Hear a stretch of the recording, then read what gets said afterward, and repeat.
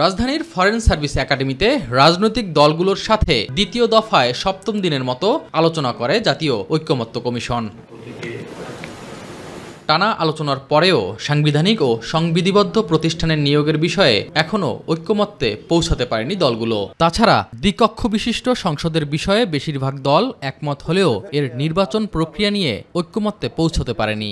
উচ্চকক্ষের formation প্রক্রিয়া নিয়ে অনেকের দ্বিমত আছে। সেখানে আমাদের দলের পক্ষ থেকে পরিষ্কার অবস্থান, আমরা যেটা বলছি, উচ্চকক্ষ নিম্নকক্ষের একটা জায়গায় আমরা আনুপাতিক হারে নির্বাচন চাই।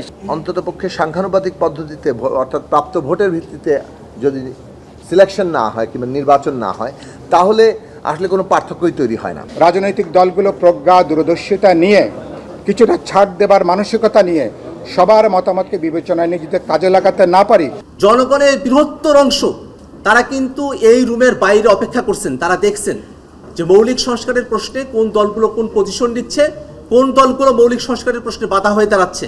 এদিকে সপ্তম দিনের বৈঠকের শুরুতে আলোচনার অগ্রগতি নিয়ে হতাশা প্রকাশ করেন কমিশনের সহসভাপতি আলী রিয়াজ। আমরা আশা করেছিলাম আবু সাইদের শাহাদাত বার্ষিকীতেই আমরা সকলে মিলে এই সনদে স্বাক্ষর করতে পারবো। সেটা কতটা সম্ভব হবে সেটা আপনাদের উপর নির্ভর করে। আমরা খানিকটা শঙ্কিত যে সেই জায়গায় আমরা যাব না। তবে এটা আমি বলতে পারি যে আমাদেরকে অবশ্যই জুলাই মাসের মধ্যেই এই প্রক্রিয়ার একটা পরিণতির দিকে যেতে হবে। তবে হতাশার কিছু দেখছে না বিএনপি সহ বেশ কয়েকটি দল। প্রয়োজনীয় সংস্কারের ব্যাপারে ঐক্যমত্যের বিষয়ে আশাবাদী তারা। এখানে যদি আমাদেরকে বাধ্য করা হয় যে এই সমস্ত বিষয়ে একমত হতেই হবে, সেটা তো সঠিক হলো না।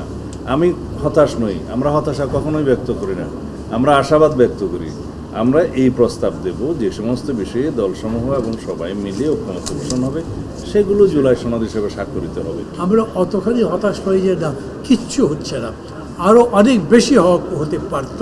সেটা যদি যারা এই পরিচালনাটা করছেন তারা ভালো করে বুঝতেন, সবার সাথে এক্সচেঞ্জটা আগে থেকে করতেন। 2 দিন বিরতি দিয়ে বুধবার আবারও রাজনৈতিক দলগুলোর সাথে আলোচনায় বসবে জাতীয় ঐক্যমত্য কমিশন। এস এম আরিফ, মাই টিভি, ঢাকা।